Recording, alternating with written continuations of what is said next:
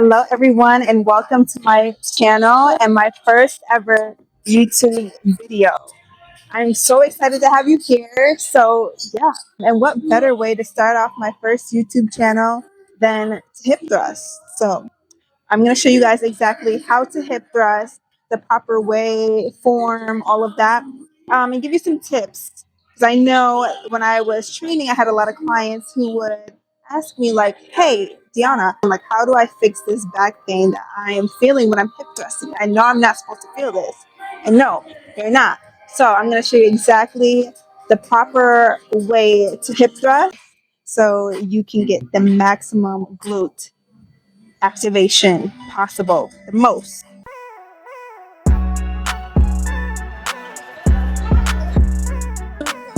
So, as you can see, I am here at the gym and I'm going to go ahead and set up the barbell to show you exactly how to do it. So, let's get into the video. First and foremost, the first thing that you want to do when you are setting up for a barbell hip thrust, if you do have the hip thrust machine, great. Love that. I do have the hip thrust machine here at my gym as well. But I know that not everybody has that machine at their gym. So I'm like, for the sake of this video, let's just do good old barbell, okay? So make sure that you do have a little cushion for your pelvis. No bruises. We don't want that. No, no, no. And it hurts. Yeah. I had to put my hair up and braid it because it was just too hot out here, okay?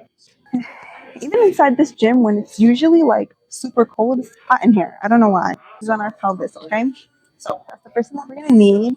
And next thing you want to make sure is that your shoulder blades, like the lower part of your, like the end of your shoulder blades, mid back is going to be flush with the back of the bench.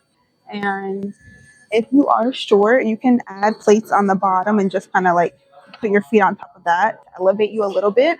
But yeah, so this bench right here is good for me, good height. You want to make sure that your feet are about hip width apart here, having that 90-degree angle in your knees when you go up. So kind of stacking your knees on top of your ankles. So when you go up, your knees should be aligned with your ankles here. You want your chin tucked, looking directly in front of you. That's a common mistake that I see with people who are doing the hip thrust. They usually have their like chin in the air, like that. And you also want a slight posterior pelvic tilt, meaning kind of bringing your hips forward here. Also bracing your core. That is super, super important for any exercise that you do. I just want you to just keep that in your head. Just if your head is up here, it's going to compromise your form, and we do not want that. Okay? We do not want that, and that may lead to arching your back and having the anterior pelvic tilt, which is going to cause lower back pain, and we do not want that. No, no, no. We are trying to avoid that. Brace your core all the time. So what I mean by bracing is kind of like flexing your abs in a way. Okay, so your core is not only just like your ab. It's going to involve the lumbar, your pelvis, your hips. So it's all of that. What that's going to do is keep your spine aligned and avoid the anterior pelvic tilt. You want to make sure that you are breathing on the downward space and on the upward space, that concentric phase. You want to make sure that you are breathing out. It's going to look something like this.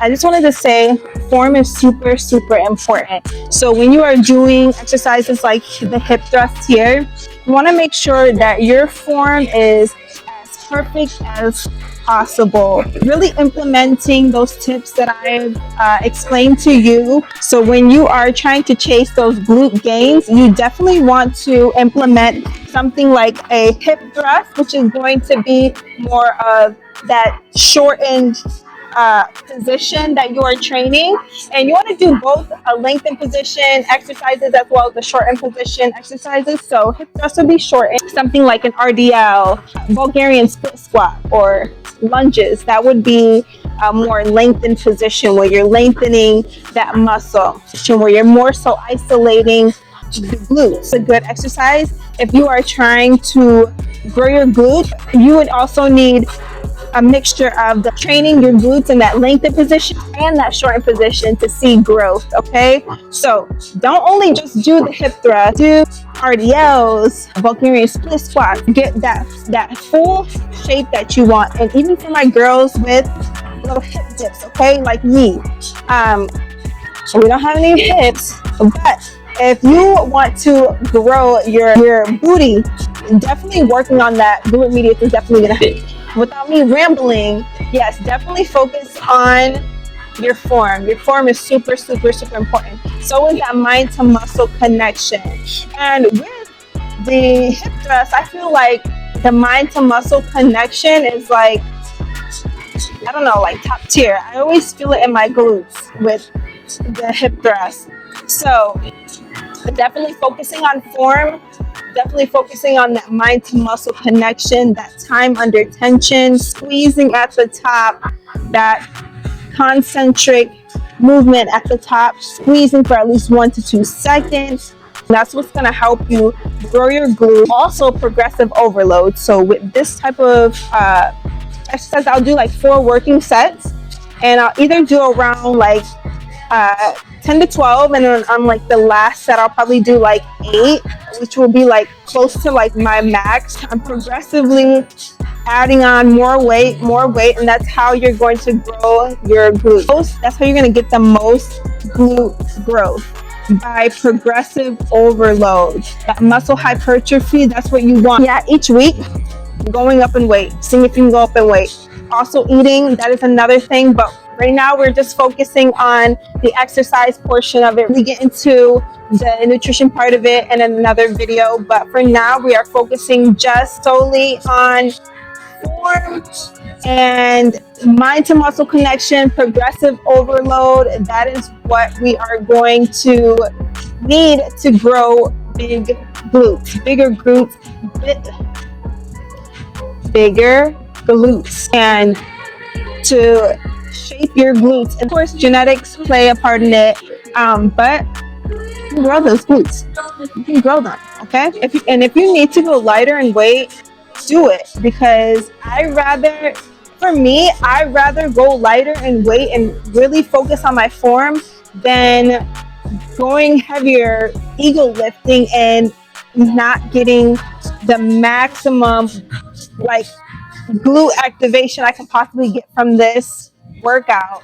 And not to say that like you're not doing anything, but it's like you could be doing more if you really focus on your form and went lighter than just trying to ego lift. So don't do that. Please just focus on your form.